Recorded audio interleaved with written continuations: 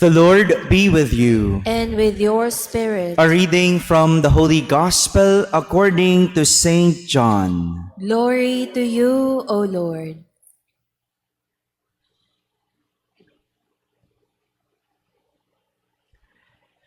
Jesus said, I am the good shepherd.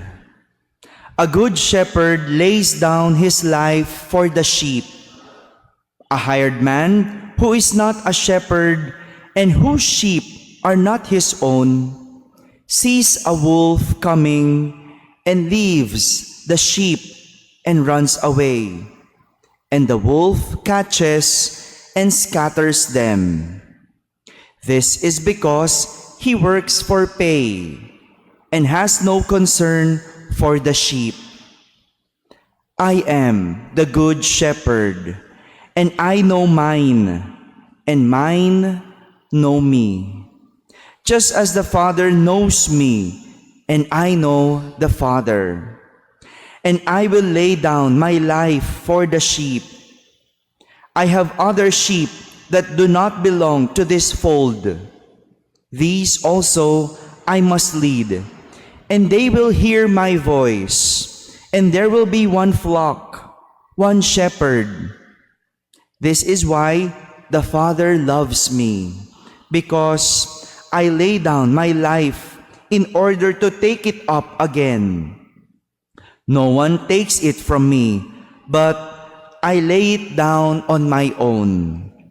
I have power to lay it down and power to take it up again. This command I have received from my Father. My friends, the Gospel of the Lord. Praise to you, Lord Jesus Christ. Good morning, my dear brothers and sisters.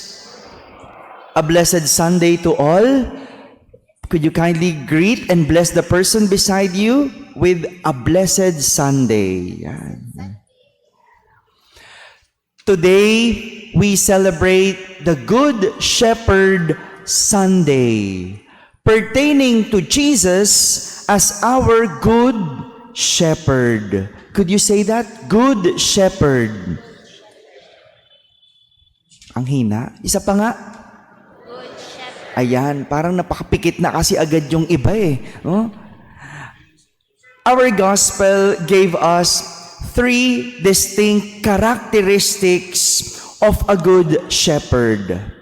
Take note, good, not only a shepherd, which we could associate with Jesus. Tatlo lang po. First, a good shepherd lays down his life for the sheep. A shepherd is someone who takes care of a sheep. And it usually comes with a big number. Usually hindi lang naman isang inaalagaan, no? Malaki ang pastulan, no? And to care for the sheep is the minimum characteristic of a shepherd, because there are hired shepherds. Merong upahang pastol, which for some, it is a job. But a good shepherd is someone who does not only care for the sheep, but has a concern for the sheep. Not only cares, but concerns for the sheep. Magkaiba po yung inaalagaan sa pinagmamalasakitan. Dahil ang malasakit, kailanman hindi nababayaran. Pwede tayong magbayad ng tagapag-alaga. Diba? Kaya nga kumukuha tayo ng caretaker, caregiver, di ba? Kumukuha tayo nun. Pwede. Kasi nababayaran ang tagapag-alaga, pero wala kang mababayarang tagapagmalasakit. Meron po ba? Kaya nga, may mga tagapag-alaga na walang malasakit. Tama? Tama. Yung caretaker mo, pag nakatalikod ka, sigurado ka bang inaalagaan yung pinapaalagaan mo? Yung caregiver, sigurado bang nangangalaga? Nagtatanong lang po ako, ha? Hindi ako nanghuhusga ng inyong mga tagapag-alaga. No? Bakit? Kasi trabaho lang ang ginagawang pag-aalaga. Ika nga, trabaho lang, walang personalan. This is the difference between a paid shepherd and a good shepherd. A paid shepherd cares, but a good shepherd has a concern. May malasakit. And that is why he can lay down his life for the sheep. Take note, for the sheep. Meaning, any sheep, not necessarily his own. And this is so evident to Jesus. He does not only show care, but concern for us. And he was able to lay down his life for us. A good shepherd lays down his life for the sheep. That's number one. Number two, a good shepherd does not leave his sheep. St. John said, a hired man who is not a shepherd and whose sheep are not his own sees a wolf coming and leaves the sheep and runs away. And the wolf catches and scatters them. Kahit kailan, ang mabuting pastol hindi mang-iiwan. Hindi tatakbo, kundi haharapin ang anumang panganib. Dahil ang iniisip ng mabuting pastol, ang kapakanan ng kanyang tupa, hindi ang kapahamakan. Kapakanan, hindi kapahamakan.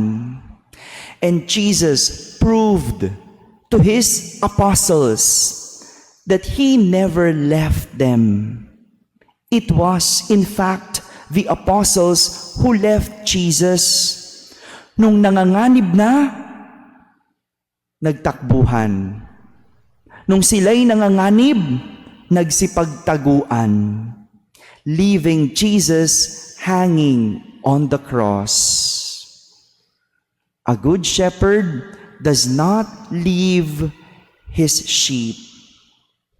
And lastly, number three, a good shepherd knows his sheep and his sheep know him.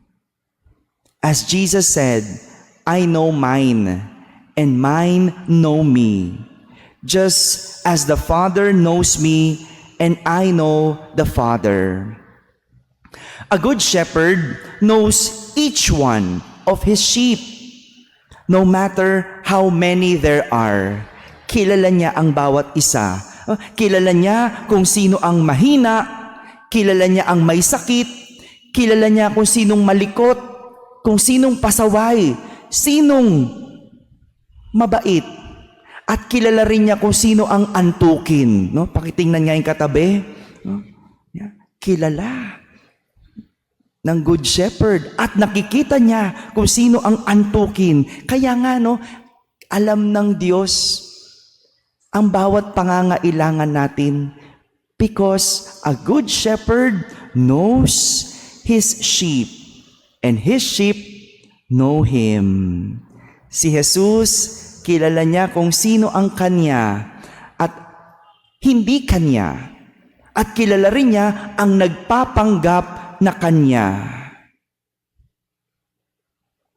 These are the characteristics of a good shepherd. This is Jesus, our good shepherd. But we can only know Jesus if we are his sheep. Makikilala lang natin si Jesus bilang mabuting pastol kung tayo ay tupa at hindi kambing?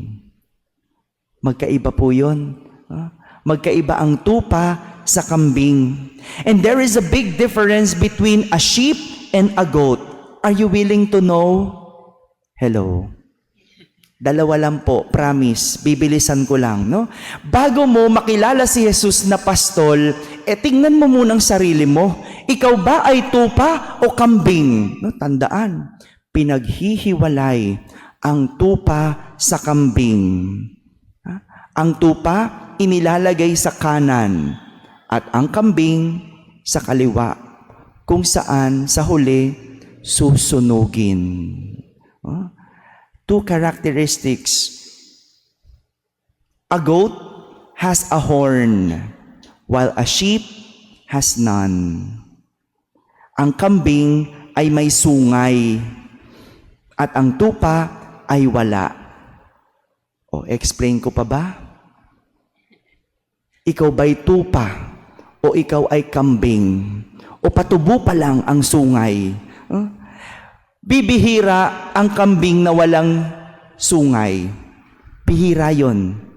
Pero kahit wala siyang sungay, hindi siya tupa. Kaya hindi ibig sabihin wala kang sungay, ikaw ay ituturing na tupa. Parang ang isang tao. Hindi ibig sabihin gumagawa ka ng mabuti, tatawagin ka ng mabait. Dahil may tinatawag tayong plastic o nagpapanggap. No? Kilala niyo po ba yung plastic? No? Aba, syempre, no? Ang plastic, kahit sunugin mo, plastic pa din. Ganyan yan. Kaya, pwedeng mabuti ang ginagawa, pero hindi ibig sabihin mabuting tao. Para makilala mo si Jesus na mabuting pastol, tignan ang sarili. Ako ba ay kambing o ako ay tupa? Ang kambing may sungay at ang tupa wala. Pangalawa, a goat attacks even his owner, while a sheep obeys his shepherd. Ang kambing ay nanunuwag kahit yung kanyang amo sinusuwag. Samantalang ang tupa sumusunod sa kanyang pastol. Matatapang ang kambing, matatapang na nananakit. Kapag kapakanan na niya ang nakasalalay, nakasuwag sila agad. Kahit kanyang amo, susuwagin. Ganyan ang isang kambing. Tingnan uli sarili. Nanunuwag ka ba? Yung konting nakanti ka lang, susuwagin mo na. Nakarinig ka lang ng kaunti, susugurin mo na. Palaban at mapanakit.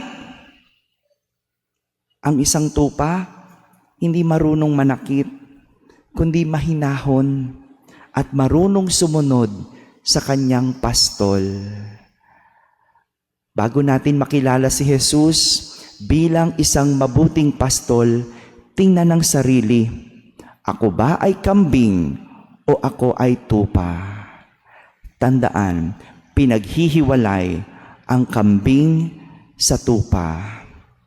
My dear brothers and sisters, Jesus is a good shepherd, our good shepherd, because He has love for His sheep. But we can only know Jesus as a good shepherd if we ourselves are His sheep, because a goat does not belong to his sheepfold. Amen? Amen.